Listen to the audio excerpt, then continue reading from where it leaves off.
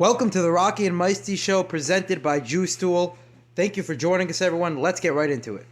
You're completely missing the boat hour. You're at the wrong dock. I'd have to say this. If he's looking to go to a new team, the last thing he wants to do is be like, oh, I'm not playing. No, he's got to show up. And he's got to show the Browns, you just lost $250 million by not playing, by not giving me that money. You're going to give it to him? Go for it. This is crazy. Tyreek Hill going to the Dolphins for 5 picks. Technical positions.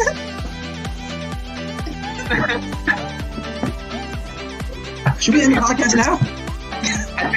I that's breaking news. Should we end it now? Now or later? Which one? I walk out right now. The Vikings are in the position. Hear it first. Hear it first. That's asinine. You're crazy. He's got the full package. No way. I don't care.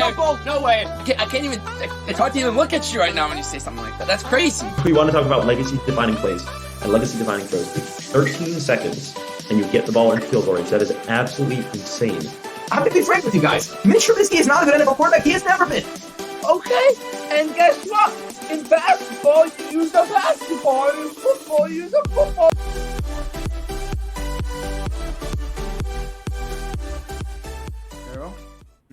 Ready to roll.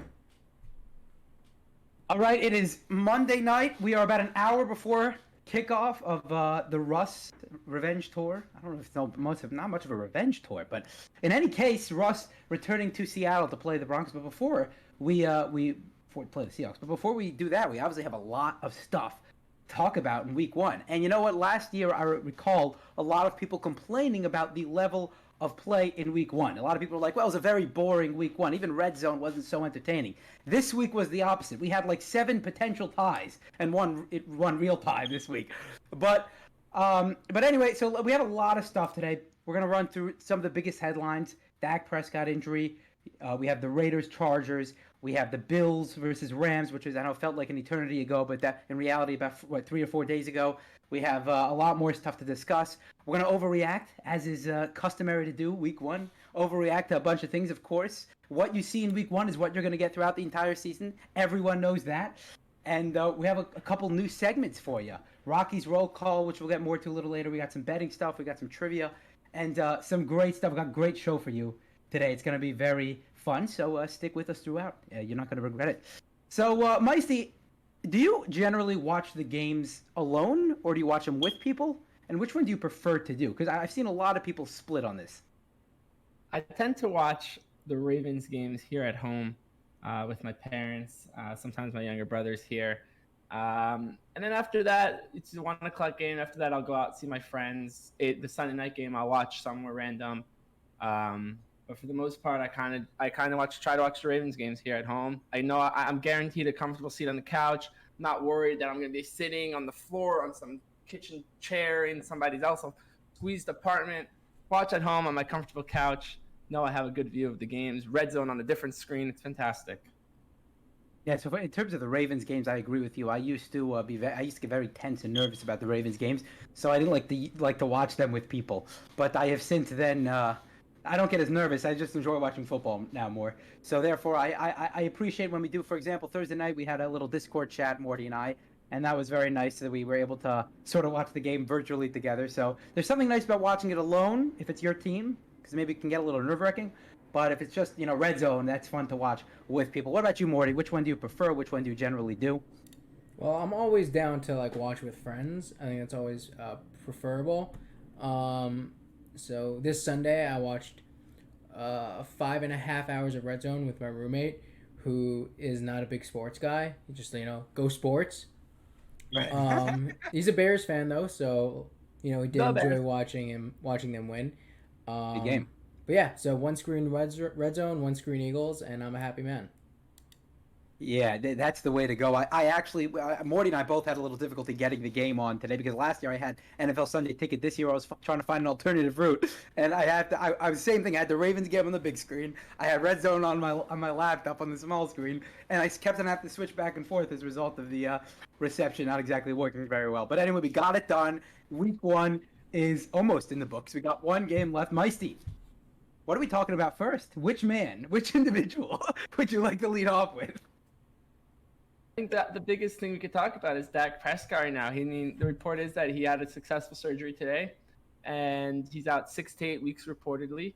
And it's expected from the Cowboys to make some type of move to keep them in contention for the playoffs, the Super Bowl, but to keep them in contention in the season. You can't. I mean, what they're gonna go with Cooper Rush? He's their backup, and he's not very good. There are guys out there you can trade for. It might cost them some money, but they should have the money after allowing Mari Cooper to go last year. So there should be money for them. They could go get. I mean, everyone's obviously gonna say, "Oh, go get Jimmy Garoppolo," but I don't know if Jimmy Garoppolo is the best option. But there's definitely guys out there that they can go and trade for that can come in for 6 to 8 weeks, hopefully get 4 or 5 wins out of it. Tough loss in week 1. But where do you think the Cowboys should go with this injury? So I have a couple thoughts on this. Number one, if you look at the Cowboys' schedule over the next 6 weeks, it's not overly difficult. You got the Bengals next week, which is going to be tough, and then you got the Giants, you got the Commanders, Rams, Eagles, Lions, Bears. Easily 3 or 4 winnable games in there, right? With a backup quarterback, you can't necessarily rely on them winning all the games they're supposed to win with the starting quarterback. I admit that. But if you look at it from a schedule perspective, those games should be winnable. At least 4 of the 6 should be winnable. But on the other hand, the back end of their schedule, towards the end of the year, when Dak Prescott is expected to return, gets very difficult. So if you don't see like a Dak regression like we saw from Russell Wilson with the thumb injury, where he came back last year and he just did not play well out of the gate, Dak is going to have to play really well out of the gate, unlike Russell Wilson did last year, or else the Cowboys are in trouble. Because although, like I mentioned, their schedule is not great, it's not tough the next 6 weeks, it gets really tough after that. Dak's going to have to come in off his injury without many reps because he got injured in the first game. It's going to be really tough. And again, I said before the season, I don't think Dak Prescott's going to be particularly good this year. I mean, 10th rated quarterback in the league according to PFF. You lose Amari Cooper. Michael Gallup is suffering his own injury concerns. So what, James Washington is your second receiver on the outside there? I mean, it's not a great situation. 2 turnover-worthy plays yesterday against the Bucs. Did not play very well with the interception as well. Did not play very well. Did not start off the season on a good note already before he suffered the injury. So I was not feeling great about the Cowboys. Defense looks good with Micah Parsons, no question. I wasn't feeling great about the Cowboys' chances beforehand. And now that Dak is out, I think there's a chance they miss the playoffs, even in the NFC, Meisty. Like, do you think they still have a chance to make the playoffs, even if with Dak out 4 to 6 weeks? Listen, the bottom line is this: it wasn't a pretty start to the game for Dak Prescott, even before the injury. Was he feeling pain maybe during the first half of the game? I don't know. I don't know exactly the situation. I assume he just got hurt, but he didn't look pretty. Zeke actually looked pretty good. I mean, not as much as he's getting paid good, but good. And to me, the only way they have a chance is getting a guy from the free agent market. You still got guys out there. Gardner Minshew is out there. Cam Newton's out there. Ryan Fitzpatrick's out there. I mean, there's guys that can go and win you 4 to 6 football games, and you just have to hope that when Dak Prescott comes, they could get Josh Johnson. You just have to hope that when he comes back, he can continue to win football games. Like you said, there's not a good receiving core there. They need help. Their defense is pretty good, though. Chandler, what's his name? Chandler? Not Chandler. Micah Parsons. Chandler Parsons, correct? Micah Parsons. He's Micah Parsons. He's not Chandler. Chandler Parsons is a basketball player. Micah Parsons is a real problem. So we'll see what happens with them. You're right. The thing is, though, the division outside the Eagles, it's very easy division. I know the Giants had a big win yesterday, but outside that, it's an easy. And so did the Redskins win. So outside of that, it's an easy division, though. They should be able to get a wild card, maybe win the division. They shouldn't. The whole NFC's not, I mean, it's a shaky NFC. Anything can happen. Week 1, let's overreact to it. Why not? Say the Cowboys won't make the playoffs. Let's do it. Well, listen, they're the only team that didn't win a game. There we go. There's the ad that I was waiting for it to break out in the middle. So they're the only team that did not win a game in this division. They're in last place in the division, Maisty. Okay, they're already at 0-1. They're already in a disadvantage. How about them Cowboys? They're already at a disadvantage. And on the flip side of things, look how the Eagles played yesterday. Yes, I know the defense showed some concerns, allowing 35 points, allowing sort of the Lions to get back into it. They never really had a chance.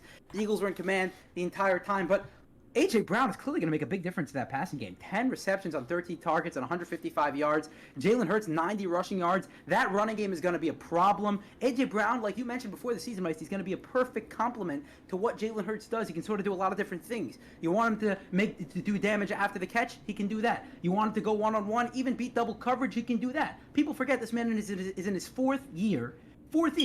Generally, when guys are in their fourth year, we say they're still developing, they could still get better. Like, dare I say, A.J. Brown could still get better. This man is a beast. He's an absolute beast, a force to be reckoned with. They signed Goddard for to that extension. They have a dynamic offense there in Philly. With that being said, I don't think the Cowboys have any chance of winning the division this year.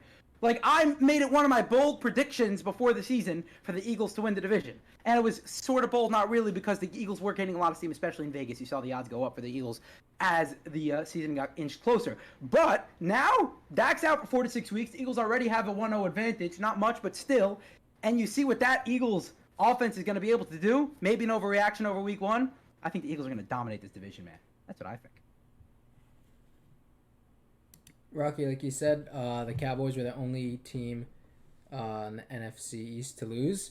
On that note, there was no wins in the AFC South this week, and 2 of them played each other. Yeah, yes. I was really hoping for 2 ties in week 1. I mean, that game, Rocky, what was the message I sent you? Oh, but this game was crazy. That game was insane. And then the Jets just got crushed. Football is back. Right. Football is back. So let's segue straight into that. The Steelers-Bengals game was a bizarre game because it should have been a tie. Nobody really deserved to win that game. Joe Burrow turned the ball over 5 times. Like, all of a sudden, Mitch Trubisky was pretty much what we expected from him, right? Horrible the entire game and came out with one crazy throw. They were just lucky enough that the game extended into the 69th minute so that he can make that throw, right? Had it not, we would have seen Mitch Trubisky, just really bad Mitch Trubisky, the Steelers defense bailing him out, and Joe Burrow all of a sudden becoming a turnover machine. I mean, it was the weirdest game in the world. But Micey, 2 things. I always ask you to shed some light, but when these types of things happen on the football field, I am scratching my head and wondering what is going on. Number 1, why don't they take a second look at that Jamar Chase touchdown? Right when I'm watching the game here, I'm looking at the TV, and I'm like, that is a touchdown. Right away, we all saw it. The ball was over the line. And they didn't even take a second. They rushed right onto the field like nothing ever happened, and they just snapped the ball. Why the sense of urgency? I mean, that is a go-ahead touchdown. I know they ended up getting the go-ahead touchdown later anyway, but who knows how that could have changed the course of the game. And to not even take a second look, and then in overtime, there's a minute 20 left, 20 seconds left, or a minute, whatever it was, a minute 10 left, 20 seconds left on the play clock. And instead of waiting the play clock go down to 1 and punting the ball to give the Steelers as little time as possible, which probably would have resulted in a tie, instead they go ahead and punt the ball with 20 seconds left in the game clock and give the Steelers ample time to drive down and give a good kicker in Chris Boswell enough range to make the game-winning kick. The Bengals, this was just some boneheaded plays on the Bengals side, some really bad play, and they still should have won this game, Meisty. They still should have won this game. What does that say about the Steelers? Does it say more about the Steelers or the Bengals? That's really what I'm trying to figure out here. Zach Taylor should be fired, is what it's saying. No, that's absolutely not true. No, here's what I have to say at the end of the day. Joe Burrow threw 4 interceptions. He threw a pick 6 to start the game. TJ Watt was all in his face. Minka Fitzpatrick was fantastic in the backfield. I mean, I know you're going to dig into that later, so I'm not going to get into that. But other than that, I mean, he didn't check any boxes, Joe Burrow. He was throwing the ball anywhere that wasn't to his players.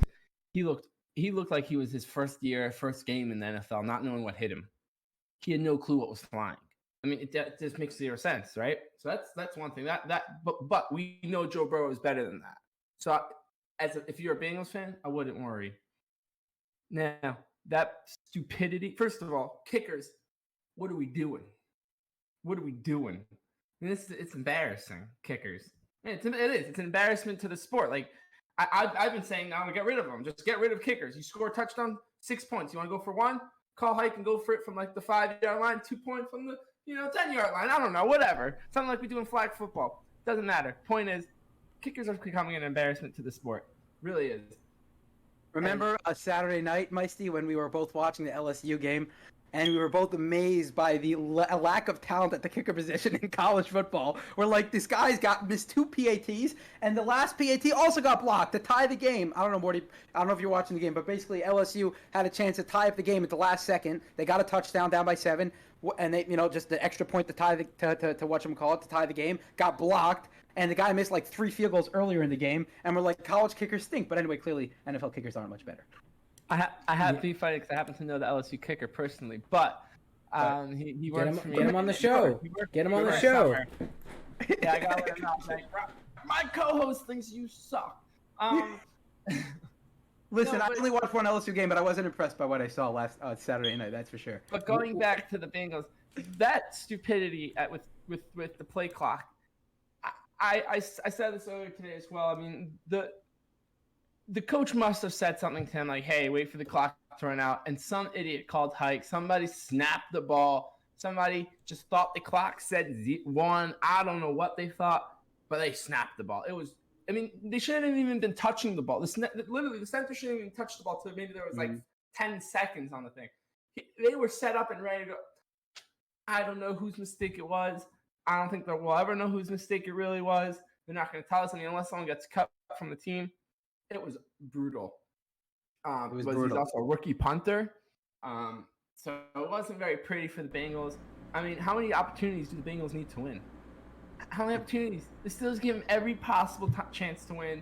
It was a good comeback attempt by the Bengals. Fell short. Should have been a tie. Steelers, you know what?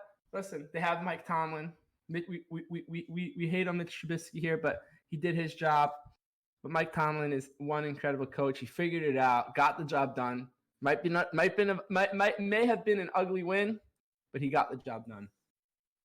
Yeah, honestly, it was really the day of failed comebacks yesterday. There were several of those. There was, I think, one successful, but many of the comebacks were made or either close to being made and then failed. And the Bengals had every opportunity to win this game despite turning the ball over 5 times, still put themselves in a position multiple times to win this game. Another failed comeback came in the Vegas Chargers. And the Chargers, a lot of times they fail to put teams away, right? This has been one of their problems. They win a lot of games. Even last year, won 9 games, but they failed to put teams away. And the Raiders are no slouch, but Derek Carr had 5 turnover-worthy plays yesterday. He did not play well. Thank God for their sake for Davante Adams, because the man is an absolute beast. And we were joking on the chat. What's the over/under for Davante Adams' targets he's going to get this year? So I said 200, and then Morty went ahead and said a billion, I think, and then Micey said a billion, trillion, whatever. The point is he's going to get a lot of freaking targets. And Darren Waller is going to be like, what happened? I thought I was the main guy on this team, but apparently it's not going to happen anymore. But the Chargers got the job done, 24-19. And if you look at this rivalry, it's really developing into one that is it's quite entertaining, Micey. Aside from the game that we had last year, the last game of the season, which was probably one of the most entertaining games we've ever seen. Out of the last 7 times that these teams have faced each other, 6 of them have ended in one possession. And of course, Thursday night we're gonna have which we'll discuss in a few days later in the week when we get to the previews, the Chargers Chiefs, which is also a great rivalry. But Chargers Raiders is a great rivalry. I'm gonna be very excited to watch for years to come here, Micey. There's a lot that happened in this game. I mean, bottom line is there's no one that gets complete credit for that Chargers win. I mean, Justin Herbert, he looked fantastic. He went 26 for 34, 279 yards, 3 touchdowns. The ground game wasn't too effective, but the defense did their job as well, holding up at the end, not allowing the comeback. I mean, the Raiders, they needed to get going. They looked like the rest of the NFL in week 1. Kind of came out a little shaky, a little rusty, but they shook off the rust, got it going. It was slow, wasn't enough. Okay, but if you're the Raiders, you ain't worried about it. But I think that the play that ultimately determined the game, by the way, was it 4th and 8, and they sacked Derek Carr. I mean, I think it was Max third. It was Raiders' 3rd sack of the game. Yeah. And the ball came out. I mean, the Raiders need some work on their offensive line. Maybe the Chargers are just that good. I mean, we all think, right? Some people have the Chargers winning the Super Bowl this year. So I think the Raiders are fine. I think the Chargers are even better. So, but this is a rivalry. I think you're the one who said this is a rivalry that we are getting to see in the making. I know as kids we saw other rivalries, but this as adults we're seeing this rivalry really come together. It's going to be an exciting rival over the years to come. Yeah, it's going to be very exciting. And I think the Chargers can be credited. Justin Herbert spreads the ball around. 7 players on the team have 4 targets or more. So that's going to be something we're really going to be looking forward to. We know they have a good all-around receiving core, right? There's no really top 5 receiver on that team like the Raiders have, per se. But you still have Keenan Allen, Mike Williams, and Josh Palmer and DeAndre Carter. I mean, different pieces, that you could plug in there, and they have a lot of depth at the receiver position. But I have one question. Who's the math whiz on this podcast? Because what's 17 times 17? 17 times 17. Whatever it is, that's how many targets Davante Adams is on pace for this year. Man had 17 targets, 141 yards. How much is it? 17 times 17? 17 times 17. It's 17 times 289, 17. I think. 289. So there you go. Davante Adams on pace for 289 targets this year. That's fantastic. I mean, I want to know. I didn't do as much preparation as perhaps I should have before this podcast, but I want to know what's the all-time leader in single season targets. So Davante Adams might eclipse that this year because they clearly intend on passing him the ball. I mean, he had half their targets, 35 targets total for Derek Carr, sort of 35 dropbacks, and 17 of the targets were to Davante Adams. So he's going to be an enormous part of that offense, clearly. Let's talk about another failed comeback this week. Yeah. Right? Panthers, Browns. I thought the Panthers were going to crush them. They looked like they had it down there at the end of the day. What was it? A minute 15 left, and they gave Jacoby Brissett. I mean, who thought Jacoby Brissett could know how to do a 2-minute drill? Knocked it clear. I think every quarterback, by the way. No, I really think this. If you forget about Jacoby put any Brissett. Quarterback, any quarterback that's ever been in the NFL, it could be the you lost me. It could be the worst quarterback in the league, right? But if you put any quarterback in a 2-minute drill, I think they can get it done. Now, sometimes they'll throw a pick and it won't happen, but 8 out of 10 times, I think any quarterback from obviously your Tom Brady's and your Peyton Manning's all the way down to your Will Greer's and your I don't know, whoever else is it who's on that Will Greer level. Even Trevor Lawrence, who's what? Will Greer. That's or Trevor Lawrence, right? No, the 2-minute drill is something that every quarterback knows how to do. But they gave him a 2-minute drill. He went down there, gave what was it? York's. What's his first name? You know. York. Yeah, York. What's his name? Let's see. I have the. Wait. Let's. I'm gonna get that in a second. York. 16-yard field goal. Lifts the. Cade York. Cade with a C. Cade York. 58-yard field goal. I mean. You were saying kickers also, in the disaster NFL. of a game. Another kickers. Today was not the day for the kickers, but then Katie York comes through, and it's a freaking 58-yarder. I was going to say, forget about Jacoby Brissett for a second. The rookie kicker came in a day where nobody could hit diddly squat and hit a 58-yarder to win the game, I see. That was nuts. Can we talk about the Chiefs kicker, the one that came in to back up Butker? What is he, an O-line, a D-line? No, Jeff Reed. Safety, Eric Reed. Eric Reed. That's his name. Destroyed it. I mean, there's a video. I'll send it to you after the podcast. A video of him in training camp. He was taking 65-yard field goals and they looked like they were good from 80. He was just swapping. I mean, it's one of those things. And we discussed it. I mean, if we want to get into the kickers, we can talk about kickers. It makes no sense. It just makes no sense. There's got to be a soccer player out there that can come. I don't know, somebody that you can call up from the MLS and, hey, what are you doing this off? That's a great You want to come kick some footballs? Get it done. I don't know. Someone's got to be able to do this accurately. But, hey, bottom line, Baker Mayfield started off real rusty, started off real bad, but was down 13 points in the fourth quarter. Figured out a way to almost come back and win. His defense sucked. But, hey, Baker. We love watching Baker. You still love watching Baker. By the way, Sam Monson made a great point about he's from PFF. I listened to their podcast, him and Steve Pelzola, and he loves rugby, former rugby player. So he mentioned that he thinks kickers in the NFL should have a dual purpose, like an Eric Reed. Right? Meaning, if you're going to have kickers, don't let them waste space. Let them be a special teams player. Let them go out there, maybe a backup safety. Let them have a dual purpose so that they serve another purpose other than just taking up a roster spot to come out for 5% of the game. So that's an interesting thought. But again, you said the kickers is a whole different topic to begin with.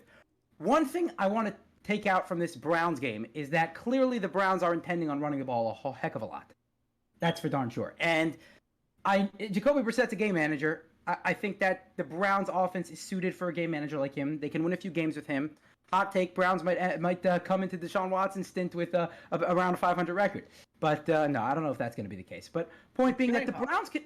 It's possible. The Browns also have an easy schedule. The Jets next week, easy schedule at the top end of the season. But point being that the Browns are going to run the ball very effectively this year. That offensive line is going to be able to travel well, no matter what the weather is. The run game is going to travel well. Nick Chubb and Kareem Hunt are not going anywhere. They're good threats out of the backfield for a quarterback like Jacoby Brissett. Can't do a whole lot, but he can get the ball to his playmakers.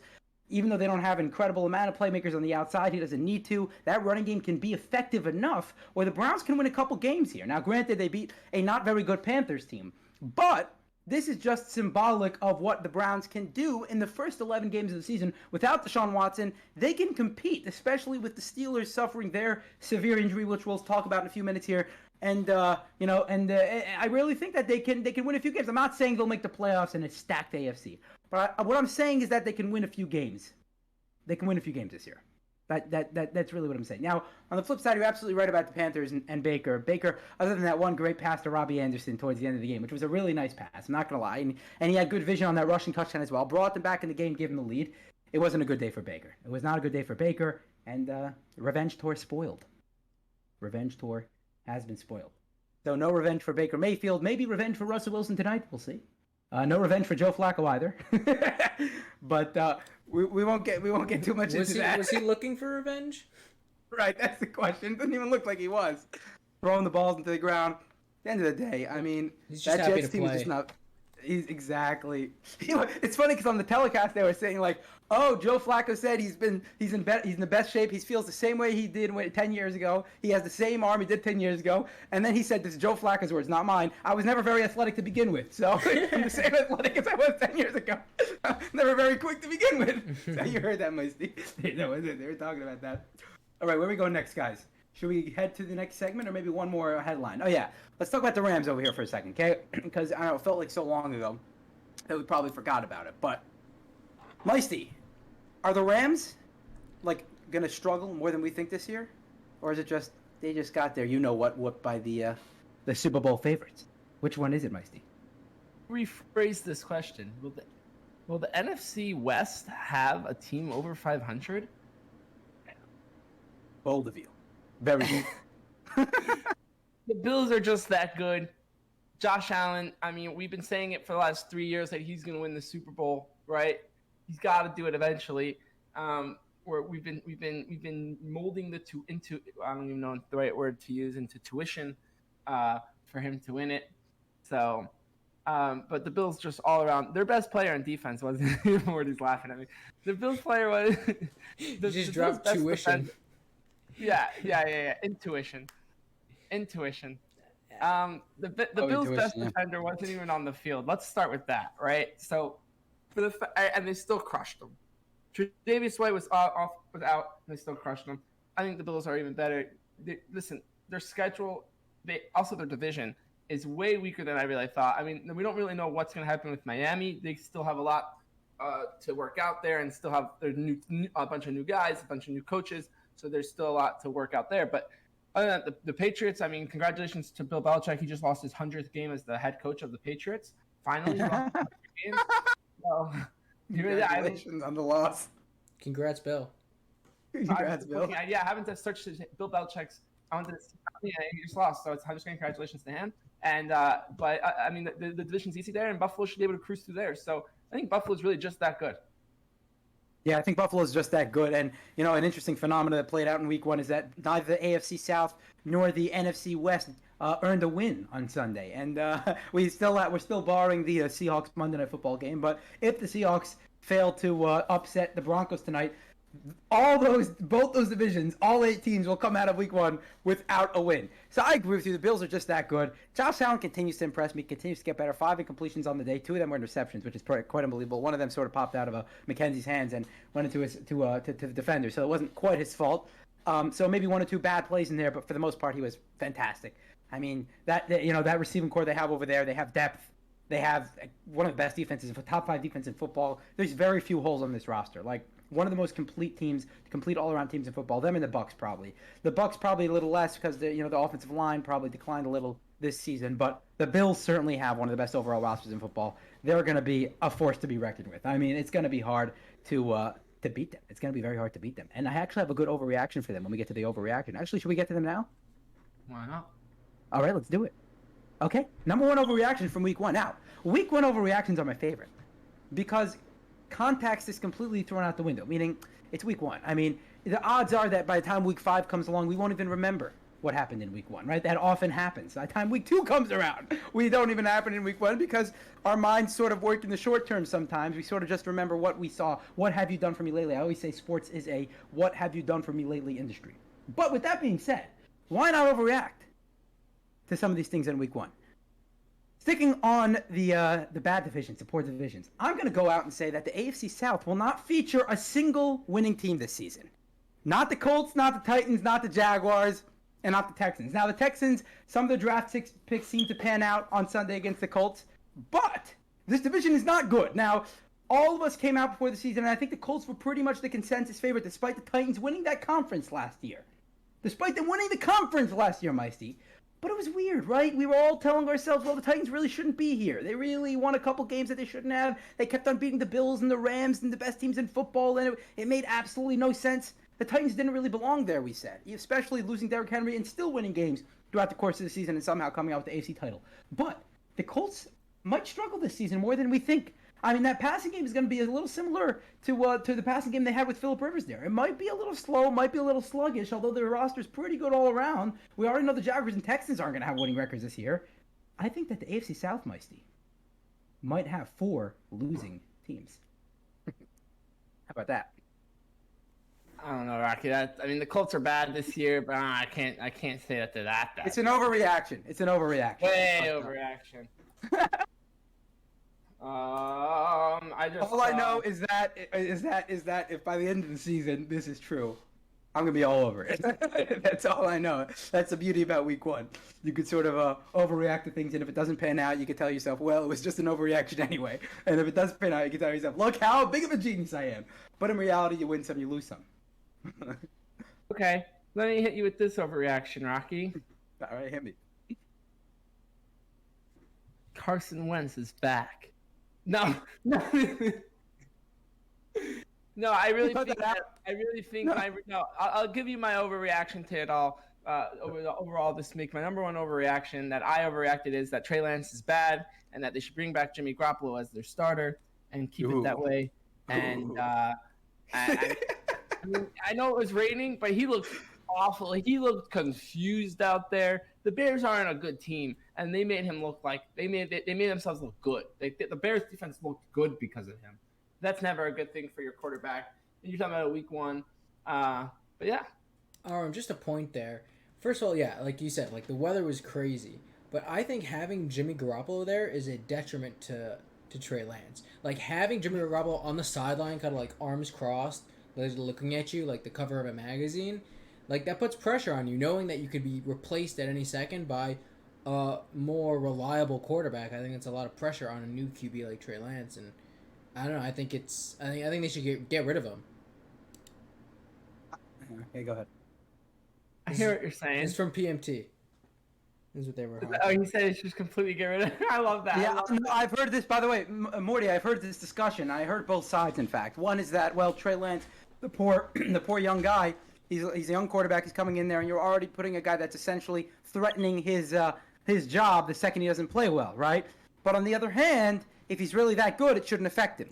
So I've seen both sides of this. I don't know because I don't know what's going on in the psyche of Trey Lance. That's the problem. But what I do know is that it's an interesting hot take, Meisty. I do think we should give Trey Lance a little more time, especially in the monsoon that occurred on Sunday. That was not really a good game to bring a proof from, but it's an overreaction, and I respect your overreaction nonetheless. Can I give you one more?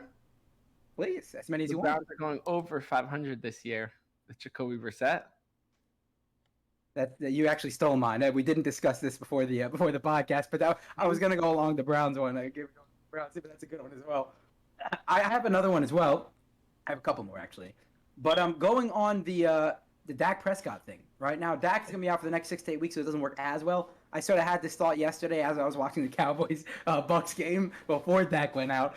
But I'm going to go and say it. Dak Prescott will end the season as a bottom 10 QB in the league. Again, he does not have a great situation there in Dallas.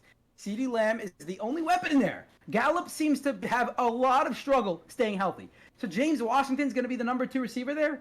Aside from that, Dak Prescott's just been getting a little worse as his career has progressed. I mean, it's not like he's this great quarterback. He's had a couple great years, but I've never had an incredible amount of faith in him, and I have even less faith in him, especially coming back from a thumb injury. We saw how Russell Wilson struggled last year when he returned from that thumb injury. With that being said, I think easily Dak Prescott could end in the lower echelon of the league and a bottom 10 quarterback. That's what I might see. A bottom 10 quarterback by the end of the season. Morty is nodding. He loves it. He loves the enthusiasm. It's great. We're making everyone happy. Did I not say in our preview that the Cowboys are going to have a losing record this season?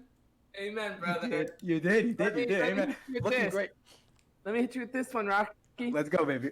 Saquon Barkley will lead the league in rushing yards this year. In Brian Dable's offensive system, I mean, dude, he loves running the ball, this guy. And in a league of passing, this man loves running the ball. And if you think about the crazy part about what I'm saying is, and this is why we call it an overreaction, because Saquon Barkley over the last 2 seasons had a minimum 150 carries is what it says, put up 164 rushing yards total over 2 seasons or something like that. No, that wasn't what it was. That was just this week. Sorry, in this week alone, he put up 164 and a touchdown in this week's win. But he was the sorry, I lost my words here. He was last in NFL in yards per carry over the last 2 seasons. Sorry about that. And on Sunday, he was fantastic. He looked like a bulldog. He was just huffing and puffing down the field. Never wanted to come off the field. When Saquon Barkley is healthy, he's certainly a top 5 running back. I have him coming in at RB1 this year. Christian McCaffrey will get hurt, and everyone else is getting hurt. And something's wrong with Derrick Henry, by the way. They are not telling us, but they kept him on the sideline for most of the game yesterday. I like that. I like that one. I like the Saquon Barkley one. I was a big fan of him before the season. Nobody's competing with him in the backfield, so you have to assume he's going to get most of the carries, and as a result, could definitely end the season as the top rusher. I like that one a lot. I have another couple, but let me just hit you with this one first. The Bills will win 15 games this season. And with the amount of dominance and that's in the AFC. That's in the AFC. It's not an easy thing to do. But the Patriots don't look very good, Meisty, and the Jets are not good at all. They're not in a good division. And the Patriots just don't have a lot of talented players. You gave me that look when I said something about the Patriots. But the Patriots, do they have any game changers in the offense? Jacoby Myers, Nelson Aguilar, all right. These are all right players. Mac Jones is an okay quarterback. I mean, we'll see if he can step up his game this year. The Dolphins have game changers, but they don't have a very good quarterback. So, I mean, honestly, they could sweep this division. They could win 15 games in the AFC this year, Meisty. With what we saw in Week 1, if you just took Week 1 in a scope and they blew the Rams out, the defending Super Bowl champs, Bills winning 15 games this year. Now, do I honestly think the Bills are going to win 15 games this year? Probably not. That's a very, very, very difficult feat to accomplish in this conference. But hey, we're overreacting to Week 1. That's what I got. I gave you that face, actually, was when you mentioned the Bills going 15-2. I sent a text to somebody. I said, very possibly over the next 2 seasons, the Bills go 15-2. Really? Yeah. That's why I was like, I got to find the text. Great minds think alike, yep. Now, one last one to overreact. It's not really an overreaction. This can really happen. It's not something that we can overreact to, but the bottom line is Baltimore Ravens ran for 63 yards. This is a team that's the biggest running team in the league, ran for a total of 63 yards. Now, the Jets did fantastic job by the Jets defensively against the run. They were stopping at the line a lot, didn't give up any big runs, contained Lamar for the most part, not allowing him to run too much. What was it? Lamar Jackson was 17 for 30 for 213 yards. He threw for what? 2 touchdowns? 3 touchdowns? So, 3 touchdowns.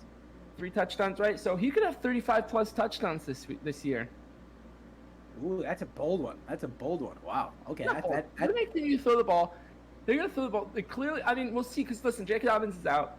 Makes a big difference. That's a lot of carries that they'll continue to go. I mean, he should be able to feast in the running game, especially against. There'll be games that they just destroy teams and not bring out Lamar. But I think he could have 35 plus touchdowns this year. Yeah, I respect it. Listen, I respect it. I think that the Ravens did not feature Lamar Jackson in enough designed runs yesterday. They still pulled out the win because they played a bad Jets team, but it's going to be a little more tested next week against the Dolphins. I have one more, and I don't think this is true at all. And my old self would tell you, Rocky, what the heck are you saying? You're contradicting yourself. But it's Week 1. I'm going to overreact. The Kansas City Chiefs will not miss a beat without Tyreek Hill. Not a beat. It really Travis seems Kelce like is they're gonna. not. What? It really seems like they're not. They're not. Travis Kelce's gonna come in there. I love Tyreek Hill. He's a game changer. He's a game changer. It's gonna be a huge loss for the Chiefs. But listen, Travis Kelce comes in there and looks like the old Tyreek Hill. He's not as fast. You can't expect him to make as many people miss after the catch. But you sort of like what they're doing there. They brought in Juju Smith. They brought in Valdez Scantling. What's his name? McCole Hardman. You have guys that can do different things at different parts of the field. With that fantastic, top-notch Hall of Fame tight end Travis Kelce and an improved, one of the better offensive lines in football, he's going to have time to throw in the pocket. We're going to really get to see, which I'm excited about. How good is Patrick Mahomes? Is he this Hall of Fame, first ballot Hall of Fame quarterback that we think he is over the first bunch of years of his career? Or maybe he's a product of his great receivers. So far, week one, he proved to us, I'm just that good. That's what Patty told us. I'm just that good. So perhaps I'm suggesting, as a week one overreaction, that the Chiefs will not skip a beat without Maybe one. the question isn't how Tyreek good Hill. Mahomes is. It really is how much better was Travis Kelce, and how much was Tyreek Hill holding him back. A good one as well. A good one as well that we'll discover this year as well. I definitely think so. Morty, you got any overreactions before we move on? I mean, it's pretty straightforward to me. I think the Eagles have a pretty clear route to the Super Bowl this year, especially with Dak out. That's a free win against their first matchup against the Cowboys. The rest of their schedule is really looking very, very winnable. We're going to see next Monday Night Football against the Vikings. We're going to see exactly they're going to be put to the test a little bit. One of the best lines in football, one of the best run games in football. They did just have an injury. Derek Barnett is out with a torn ACL, so we'll see how that changes things up. But they really they played the Lions in a high-scoring game, and it was closer than it should have been. Now that being said, the Lions aren't great, but they do have Hutchinson, who tears through the line like it's a knife through butter. You see him tearing through. A lot of the times he runs through so fast, and he goes for the quarterback. And he's running too fast, and he'll overshoot it by 5 yards, and he's gotta scramble to get back up. But I really do think the Eagles. I don't even know if this is an overreaction. The Eagles have a very clear shot at the Super Bowl, and time will tell. But they're going. They're gonna do it. They're gonna do it again. Morty, unless they're planning to bring in Nick Foles for the playoff run, they ain't winning nothing. All right, let's just start that, because we all know that in Philadelphia, unless you're gonna bring in the backup man, ain't nobody winning. You guys are great. I mean, we do have the best running quarterback of last year and the best run game of last year. So, I don't know. Oh, he's throwing some shade saying Lamar not the best running quarterback. I respect that pick a lot. You did say, Aaron, you did say that the Ravens have the best run game in football, which is just blatantly the best false. running quarterback in football history, the Ravens have. I mean, Right, but Jalen Hurts might be the second. That's the problem. I think strong number 2 is still pretty solid. Well, Michael Vick, I don't know that. I mean, he's still Right, Mike Vick surpassed might Michael not. Vick. But yes, possibly. He possibly could be. Very possibly. Lamar already beat him. Lamar already surpassed Michael Vick already. Lamar's a different breed. Jackson, right. Vick. Correct. But you have Vick and you have Jalen Hurts, but that's your next Jalen Hurts' next pass. Yeah, he could pass Michael Vick easily. Why can't he? I mean, he's more creative. It's a new era of football. He can be on the run. He can be throwing it 90 yards down the field. I mean, it's football, and he should be able to surpass. By the way, no moral victories for the Lions this year. I mean, it's about time they get a couple actual wins. I know Dan Campbell will tell them the same thing in the locker room, I'm sure. No moral victories, but last year we sort of felt bad for them. They came back in a couple of games and made it close and lost a couple of heartbreakers at the end. But we're not feeling bad for them this year. It's time to take a step up and win 5 or 6 games this year. You know what I'm saying, Mike Steve? It's time for them to compete with the big boys, and we expect them to be good in a couple of years here. We expect them to contend for a playoff spot. I expect them to. I think they're going in the right direction. The trajectory's up, but they got to win some games here. They got to take some games here for the Lions, And this one, okay, we'll give them a pass against a good Eagles team, no doubt. But I'm not going for those moral victories anymore, Mike Steve. It's not happening. I mean, I feel 100%. I mean, the question is, if there's a year for them to do it, why not this year, man? The division looks a little weaker. I know that the what's it called are up there. I know that the Vikings are good this year, but you could have a Packers team. You can make a playoff spot. It's an open playoff spot for them, technically. Now, that's an overreaction, but Because Jared Goff is their quarterback. because Jared Goff is a quarterback and Aaron Rodgers doesn't have any receivers. So therefore, Aaron Rodgers is going to miss the playoffs, and Jared Goff is going to come in and take that spot. Oh, okay. We'll stop the overreactions over there. No. All right, enough. Can we move on to the next? Can we move on? Rocky, my favorite meme: content. Yeah, that's it. Oh, we got to put that up on the pod right here. Content. All right, baby. Anyway, should we move on to Rocky's Roll? Should we do it? Let's move on. We'll be right back to this episode of the Rocky and Meisty Show. But first, I have a message for all you sports bettors out there. Listen, the NFL season is right around the corner, and what better place to start than BetUS? Using our link and promo code in the description below, you can access a sign-up bonus of up to 125%. That's right, a figure unmatched in the industry, special for our loyal listeners. You can bet on all of your favorite sports, including NFL, MLB, and UFC. You can access live betting odds, parlays, props, and so much more. BetUS truly is the best all-around sports betting experience. So what are you waiting for? Go ahead, press the link in the description below, and get started today. Yeah, we ready? All right, let's go. We're moving on to a new segment, and we call this segment Rocky's Roll Call. Now, what Rocky's Roll Call is one guy, or two guys, or a group of guys, but mainly one guy, maybe an extension of one guy, that outperformed this week. And it doesn't have to be above expectations per se, although I will be looking for the under the radar type of player. It's a little more exciting, make it a little more out of the box. Otherwise, I'd probably just put Aaron Donald up there every week, or Patrick Mahomes, or someone like that. But I want to find someone, and maybe one of these weeks I will do Patrick Mahomes or Aaron Donald. But I want to find someone that maybe we won't get every week, and just balled out this week. He just absolutely balled out. Maybe he even lost, maybe in a losing effort, but he just absolutely balled out this week. And this week I'm going to start actually with co-1 and co-1, I guess you call it. And that is TJ Watt and Minkah Fitzpatrick. These guys absolutely balled out this week.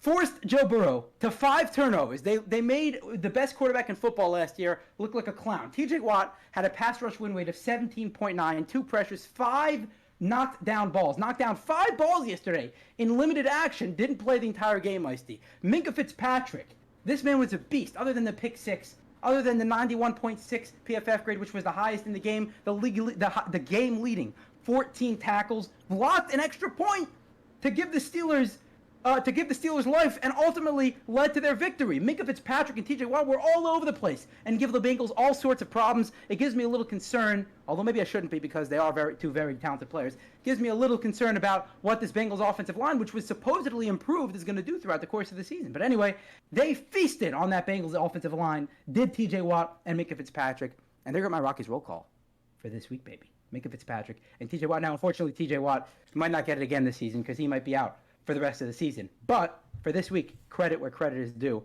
So at least I'm going to try to get him in there while we can. I have one more guy, but Meisty, if you have someone, please. Go for it. Hit us. Give us honorable mention. Honorable mention.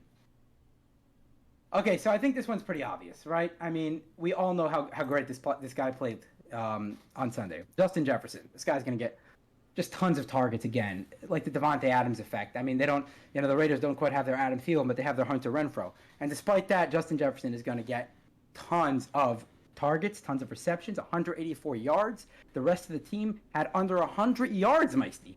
He had 184 yards, nearly double the rest of the team combined. 9 receptions. His reception rate was 97.1. His passer rating when targeted was over 150. I mean, Kirk Cousins is just going to feast this guy. He's so accurate when he can put the ball in any place where he can have it. He's almost always open. So you don't really have to give him a jump ball or anything. He's a fantastic route runner. But there's no doubt that Justin Jefferson is a guy that's going to be a part of Minnesota's future. I would assume probably at some point this offseason, they're going to sign him to a big extension, and he's going to be a part of that future no matter, or they're going to attempt at least to make him a part of the future no matter who is a quarterback under center for the Minnesota Vikings, Meisty. So Justin Jefferson. So I got TJ Watt / Minkah Fitzpatrick and Justin Jefferson as my honorable mention. You got anyone, Meisty? I got you. You ready for this? Yeah. Bottom line is this, okay? Tyreek Hill left the Chiefs, and we were all like, okay, it's Patrick Mahomes. There's Andy Reid. They brought in all these other receivers, Scantling and Juju. We still had Travis Kelce. They still had somewhat of their defense is still questionable, but the bottom line is this. Didn't matter to Patrick Mahomes. His coach is Andy Reid. His best player is Travis Kelce. What a performance he had. He went 30 for 39, 360 yards, and five touchdowns. Right? The Chiefs destroyed the Cardinals in every aspect of the game practically. But Mahomes himself, he might be the best September quarterback of all time. Listen to this stat. I don't know why this just came across my screen.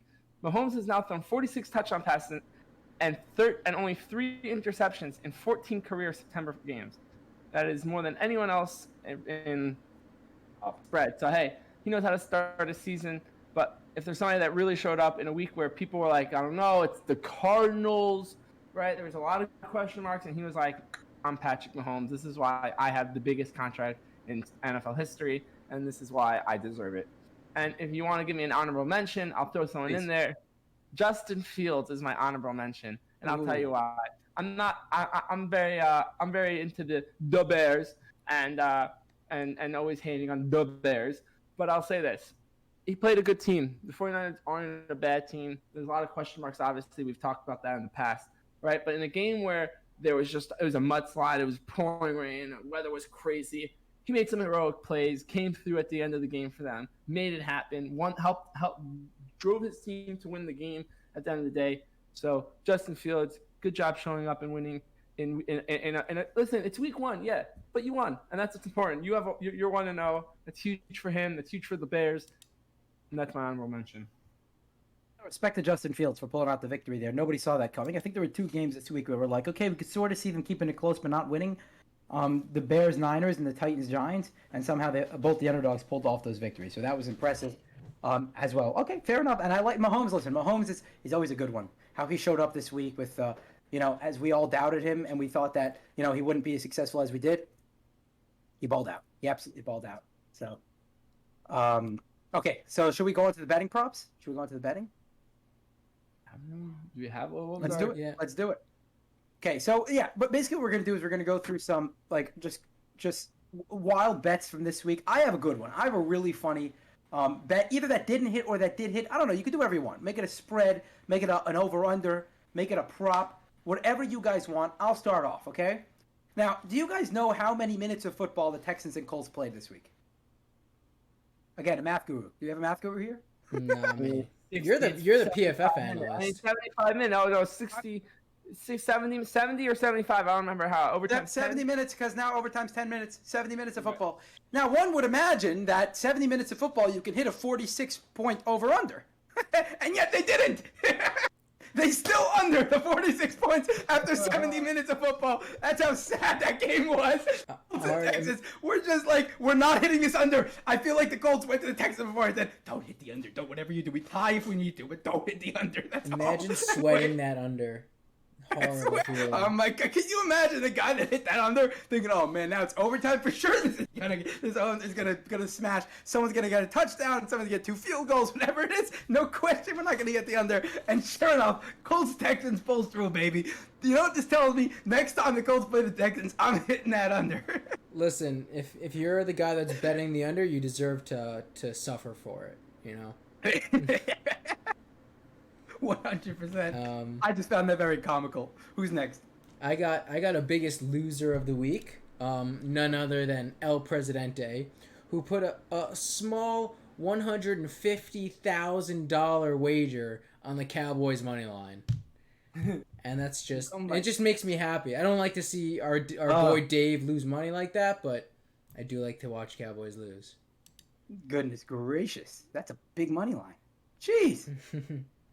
Who's putting that much money on anyone? Dave Porter, that's who. Arnie, got anybody? Biggest loser is obviously Aaron, sorry about that. Biggest loser is obviously Aaron Rodgers. I mean, Devontae Adams has had himself a heyday. I mean, yeah, he lost, but Aaron Rodgers is frustrated. He hates his rookie receivers, never liked his rookie receivers.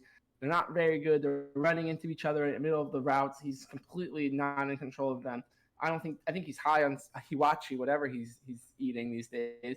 And I think that Aaron Rodgers needs to calm down, take control of the team, run his offense. He's 18th year, and you're still like turning to your coaches to help you run the offense. Look at Brady, look at Manning at the end, look at Breeze. And Breeze had a great coach, and so did Brady. But these guys still, they take control of the offense. They gather the offense around on the sideline. They start knocking the players like, hey, this is what you need to be doing. You can't be running into each other. You can't be doing these things. Aaron Rodgers comes to the sideline, starts throwing down the helmet, takes the clipboard, and he's screaming at the coaches. What are you doing? What are you doing? It's week 1. Calm down. There are a bunch of rookies. They're getting into it. Help them. Help your rookies out. Stop being Aaron Rodgers, the jerk. Be Aaron Rodgers, the good man that we all know that beat the Steelers in the Super Bowl, okay?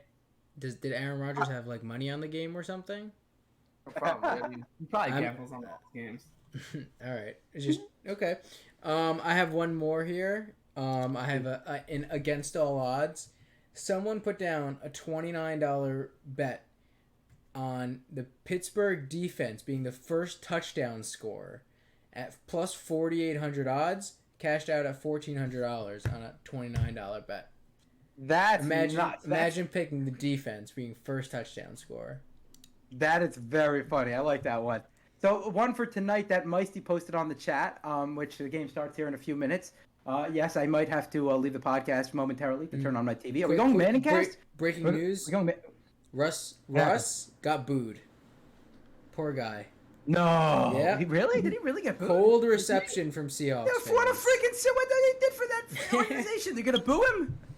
Oh, what a chutzpah. Anyway, point being that where I was gonna go? Do you guys do Manningcast or you guys are just straight up like the main telecast? If the game is boring enough, I'll switch to the Manningcast because I don't know who the announcers are this year either. Depends on who the announcers are. No, it's Joe Buck and what? Didn't they switch? Fox now tied. What's the expression? Anyway, Fox doesn't have Joe Buck and Troy Aikman anymore. They work for ESPN Monday Night Football, I believe now. So it's going to be them. So which is not bad, by the way. Joe Buck and Troy Aikman. I think they do Monday Night Football this year. I'll be watching. Someone can confirm that. You're watching. That's supposed to be a reason to watch the main telecast, Meisty, not Manningcast. But I completely agree with you. I love the Mannings breaking down the game. They're very funny. They're comical, and at the same time, they actually know their stuff well, considering they were quarterbacks for 15, 20 years, whatever it was. They and both won multiple Super Bowls, so they know their stuff. Yeah, I'm going Manningcast all the way, man. Well, it is Joe Buck and Troy Aikman. You are correct. So I will be watching the Manningcast. Yes. Okay, let's turn it on. We could take a 2-minute break. No, I'm kidding. A couple minutes. I wanted to do one. I wanted to do one thing for tonight, as I mentioned, and then went off on a tangent about the Manningcast. Meisty posted it on the chat. 87% of the spread bets, that's Broncos 6.5, are going toward the Broncos minus 6.5, and 89% of the money line bets are going. It's Broncos minus 295 are going toward the Broncos. Now, could we just envision this for a second? Seahawks win the game, okay? Let's envision this for a second. What party are they throwing in Vegas tonight? That's what I want to know. I mean, I know the Raiders lost yesterday, and they're probably not so happy about that, but money trumps all, you know what I'm saying? So, Vegas is going for the Seahawks tonight. I may or may not be joining Vegas on this one. Yeah, I think I'm joining Vegas on this one. I do. I had a free bet, so I took the Seahawks spread. There you go. Oh, you took the Seahawks spread? Yeah, I'm betting with Vegas. Look at that. Well, hopefully it pans out. All right, that's my last one. You guys have any other bets, props, anything else? Meisty, any more vendettas? I really didn't. I hate betting week 1 always because you really don't know. There's nothing to back up. Your stats are garbage. You're reading articles all off season that's throwing you off. This, that. Do this, do that. You're kind of so much still into fantasy because you did all your drafts, and then you're like, oh, you're hot on this guy, you're cold on that guy. You're not really, you never have it correctly. Some things obviously are more obvious than others, but for the most part, I like to try to stick to no betting week 1, no betting for the rest of the season. No betting week 1. Responsible gambling. Please call 1-800-GAMBLING if you had a gambling every time we talk about gambling on the show, please gamble responsibly, and yes. Speaking of fantasy, Rocky, do not request Venmos for actually. I don't have Venmo. Do not request Zelles for me. I will not. I will not be paying them. Rocky, we have our matchup tonight. We have Sutton versus Javonte Williams. I need Titan to go crazy. minus 17. So Mike Evans pulled through for you last night. It was a 1-point game heading into Sunday Night Football. Mike Evans got 16 or 17 for you, and you're up by 17 now. I got Javonte. You got Sutton. So we'll see how that plays out. I'm going to need a good 30 from Javonte Williams tonight. So anything is possible, I suppose, Morty, but it's been a good game. Sort of looked like you were pulling away there for a little, but then Devontae Adams decided It's not fair. It's not having Devontae Adams is like cheat codes. It's a cheat in a PPR league. It's an absolute cheat code. Like it's not. I'm even beginning fair, honestly. to regret the full PPR decision. this year. Yeah, I think everyone except for me because I own Devontae Adams and those Justin Jefferson owners. Kelsey. Those Justin Talking Jefferson about me? owners. Yeah, that's Me? right. I think so. Justin Jefferson in the 7th pick guy? Yeah, me? I know, PPR, you're right. It's actually a really good move. Okay, I don't think I have any more bets yet either. So, by the way, week 1, I wanted to mention one more thing before we get to the trivia. We got some fun trivia coming up. You're right. You're totally right about week 1, Meisty. Now, what's fun about week 1 is that there's a lot of just interesting hype going on around so many teams. I didn't think the Giants were going to beat the Titans. Who saw that coming? I didn't think the Bears were going to beat the Niners. So now let's overreact to it. But in all reality, these things tend to even out throughout the course of a season. There are always surprise teams that are either for the positive or for the negative, that don't do as well as they're supposed to, that either exceed expectations or below expectations. But at the end of the day, week 1 is not the week to derive that information from. Week 1 is to just sit back, enjoy, and just for the entertainment of football. And as Chris Collinsworth mentioned on the Sunday Night Football last night, a lot of these guys could be a little more rusty, less preseason, only 3 weeks. A lot of the starting quarterbacks have been playing in preseason the last few years. That could definitely lead to some more rust, and as a result, not the offensive outputs that we expected in week 1, but completely agreed, Mike. It's it should be taken with a grain of salt. As the text sent to you earlier today that I sent you, Bengals Steelers was insane. Saints Falcons was bizarre. Colts Texans was crazy. Browns Panthers was nuts. Eagles Lions was epic. Jaguars Commanders was close, and the Jets got crushed. Football is back, baby. Let's go. That is week 1 in a shell. All right, and let's wrap it up with our trivia, baby. We got some good trivia. Our producer Morty's been working hard to get some. We don't know the answers. We don't even know the answers, but not because that we looked them up before, just because we're You smart know the people. questions? Anyway, I don't know the questions. He just You know knows the questions? answers. Doesn't know the Who's questions. colluding here? Okay. Let's get started, Morty. Okay, I'm very yeah. fun for this. Okay, so to start off, I think I have 7 questions here.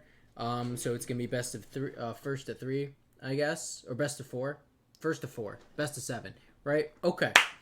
So we're gonna start off with a look back on last season, just because, we did touch on a lot of these trivia points over the course of this podcast, and it was hard for me not to bring up certain stats. But we'll get it out here. So let's start off with We got to do the ding, right? ding to put in your guess, and Ding. we'll get it started here. Okay, do it. let's get the boys back to Monday Night Football. Which team had the most players suit up for them last season? Which Ding.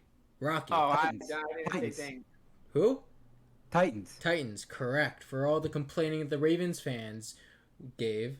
the Ravens were number 3, I Titans- think. Number 2 or 3. Mhm. Ravens were number 2 or 3. Because Okay. the Giants were 2, I think. Oh, makes sense. All right, very good. Question number 2. Nearly 200 QBs have started in 50-plus NFL games since 1950. There are 29 quarterbacks in the roster in 2021 who had 1,500 career attempts. Only one of these quarterbacks have never thrown a pick six. Ding. Nice. Who? Tom Brady. Incorrect. It was just the lucky guys. 200 one of the QBs since 1950. Only one out of the last 70 years Well, has not thrown a pick six. that has 150 started attempts. that 200 QBs that have started 50 plus NFL games since 1950. Only one has not thrown a pick six. I'm going to take a random guess. Steve Young. No, he's playing. Oh, he's playing now? Oh yeah. If Rocky misses this, then Meisty gets another guess. Josh Allen. Incorrect. No. 1,500 career attempts. Justin Herbert. Incorrect. Yeah, 1,500 he career He hasn't attempts. played enough. He hasn't Not played enough. You're right. He's not playing long enough. Give me a second. know, Derek this is Carr. I got it. Wait, Ding. wait. Kirk Cousins. Incorrect. Okay, Rocky's gonna go, and then I think we're gonna call it. And And then we're gonna have to wrap it up. I get a point for this. Yeah, ding. Yeah, I think Morty gets 1 point for this. Okay, let me give another second just to think about this, and then we will move on. So I can it's a starting Are you allowed to say if he's a starting quarterback? He is, yeah. He's starting for a team today. He's starting for a team today, so it can't be Oh. him. Yeah, he did. We Okay. mentioned him in this podcast. I'm not actually no hints. It's unfair. Okay, you were about to go off. You I just spelled it out to you. Dak Prescott. No, Carson Wentz. No, Carson Carson Wentz. Is that a joke? He's throwing the most. Is that Ryan? Rocky, you've infamously said he's barely an NFL quarterback, but Mitch Trubisky has never thrown a pick six in his NFL career. That's actually pretty You wanna shocking. know I would why? not have thought that.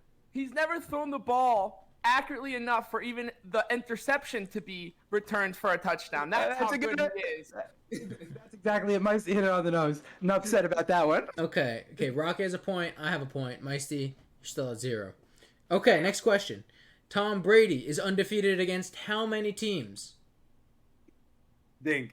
Rocky. 3. If you can name 3... Incorrect. Meisty. Can't hear you. We can't even see. 1. Incorrect. Okay, now, Rocky, you're going to have a chance to name as many teams as you can. You can start, and then I'll tell you when you get 3 wrong, I'll cut you off. Falcons. Correct. Seahawks. Eh. Oh, he lost in the Super Bowl to the Seahawks, didn't he? Oh, no, he beat the Seahawks in the Super Bowl. Yeah, he beats.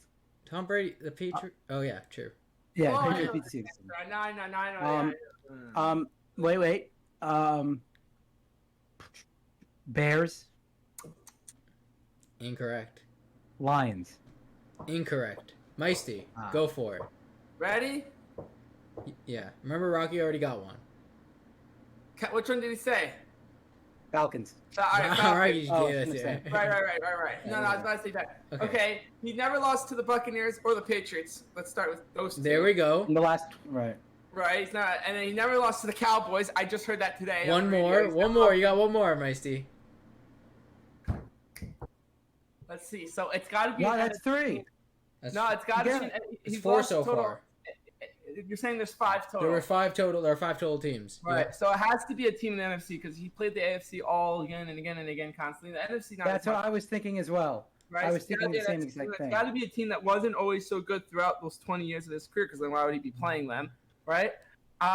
Breaking it all down, I'm gonna go with the Vikings. Ding. Correct. Wow. Wow. Oh, good job, Art. Wow. Impressive. Great guess. One I all. think over 20 years, we said all the other bad teams. We said a bunch Right. of bad teams. Like I'm just gonna hit Good them. stuff. Good That's stuff. great. I didn't Okay. think about the Bucks Patriots twist. I didn't think about that. We're all Yeah. all right. We're all tied up. Okay. This NFC quarterback had his 38th career start and his 37th career fumble this week. This week? This week? I think so. NFC quarterback? NFC quarterback. Say it one more time. He had his 37th career fumble on his 38th career start. Both gonna have to think about this one, Meisty. Both gonna have to think about this one. All right, Meisty, you can raise your We'll put hand it in for the the ding. podcast. Should we put a do in the podcast? Depends how long this takes. You moments later. Yeah. 20 minutes later. No, I'm going to say the guy who had Joe Burrow. Incorrect. No, it said NFC. NFC. Oh, NFC. Ooh. NFC. Wrong yeah, you can get it division. again. Loses a point. I'll give it to you again. What about Kyler Murray? Ooh. Incorrect. No, he doesn't fumble it a lot. They won their game. I'll give you that. They won their game this week. Yeah, who fumbled it this week? Someone had a big fumble. Did he? I don't know if he. Let me just double check that he actually fumbled it this week. I think he did. Okay, okay, fine. About 36 careers, whatever it is. I have another one, but Meisty, go ahead. You get the it's your turn because I already picked mine. No googling. No, No sorry. googling. I No was texting- googling. Yeah. He fumbled this week. Are you WhatsApping someone who did it? Look it up for me. No, No, I literally texted Gareth Moses that I know, I'm just messing with you. watching the game. I'm really trying to think. Okay, quarterback. Quick update: Seahawks up 7-0. In case you guys are Really? Will Disley touchdown. Will Disley. Cast. Yeah. Cast. All right, I have one. If you don't, yeah, but go ahead. Hold on, one more I have second. to make these questions easier. It is a tough one. No, but I can't think of any NFC quarterbacks right now. They all suck. Give me someone young. It's someone young. Only 38 career starts. Marcus Mariota. He's They in lost. more. They lost, and I think he's in more now. Daniel Jones. Daniel Jones. Ding! Rocky's got it. Daniel I Jones. think I'm like he's about that old. That makes sense. Okay, Rocky's I was got waiting, 2. feasting on that. All How many right. more we got? 3? 3 more. Yeah. This Three is left. taking longer than I expected, honestly. I know. Well, it's tough ones. Okay. I like Ready? it, Okay, now we got a fantasy question. Who were the highest scoring fantasy teammates in a full PPR league, and they were both in the top 10? Top 10, no QBs. This week? Oh, This week. Meisty's got it. Meisty's got it. Ding. Ding. We got Justin Jefferson. And but you said two players, non-quarterback. No quarterbacks. Yeah, Justin Jefferson and Adam Thielen both had insane games. Incorrect. No, it's probably a receiver and a running back. But I don't know what Josh Jacobs did this week. That's my problem. Saquon and Darius Slayton. Incorrect. So what about Devontae Adams and Josh Jacobs? Incorrect. Rocky, you have another guess. Oh, because Meisty got 2 in there. Okay, let's think. It was One of them it is was the top 5 draft pick. Think about it like that. Meisty, you got it. Meisty just got Okay, let me it. think. Well, let me think for a second. 1 is McCaffrey. 2. Oh, wait a second. Ding! McCaffrey and Robbie Anderson. Incorrect. Meisty. No! Jonathan Taylor and Michael And who? Pittman. Michael Pittman Oh, Jr. I didn't know Pittman. I thought you said 1 is McCaffrey, 2 is. I'm like, 2, dang, yeah, you got it. I'm like, No, I thought Taylor. I thought Jonathan Taylor. I knew Jonathan Taylor was number 2, but I didn't know. I didn't watch much of the Colts games. So I didn't know that. But. Taylor and There you Pittman Jr. went for 27.5 and 27.1 points, respectively. Oh wow, how about that? Okay, moving on. We got a kicker question. There were lots of missed kicks on Sunday, but this kick holder was called for unsportsmanlike conduct for doing what prior to the kick? Oh, I have no idea. Oh, ding, taunting. Incorrect. No. Ding, he put a towel on the floor and tried to keep the floor dry for the kicker in the Bears game. Correct. haven't- Meisty's Very correct. good, Yeah, the Meisty. Bears. Very good, The Meisty. Bears Wow, you kicker. I rolled over that one too. I didn't care to watch it, and I just scrolled, but I saw the headline. He Very good. It's illegal to wipe down the field with an object. You have to use your foot or something. They were going to kick a Interesting. field goal, and that pushed them out of field goal range. They had to punt because of that Interesting. penalty. I did not know that. Okay, our last Is question. there one more? One more. I think we're tied, or no? I think Meisty No, has the lead. Meisty's in here. the lead. Meisty's in the 3, lead. 2, 1. Meisty's in the 3-2. lead. Okay, which player made a record for receiving yards in his team debut? Ding, Devontae Adams. For receiving yards, that may be correct, but that's not the answer that I have. Hold on, what's the answer? What's the question? Which player made a record for receiving yards in his team? His hit for that team. Oh, I know. But Meisty's got to guess one first. For that team's debut? Yeah. His Could first only be time one of playing- 2 more. Could only be one of 2 more. Hold Only 2 on. more options. First time on the team, and he dogged out. A.J. Brown. Correct. Exactly, 155 exactly. yards. There you go, Meisty won. There we go. How many 155? Devontae Adams got 184.